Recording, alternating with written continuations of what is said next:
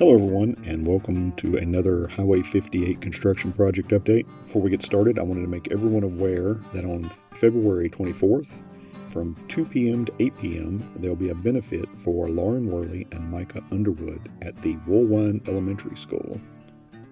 Lots of events planned, lots of music and food. Be sure to check out the Woolwine Rueting Club's Facebook page for a schedule of events.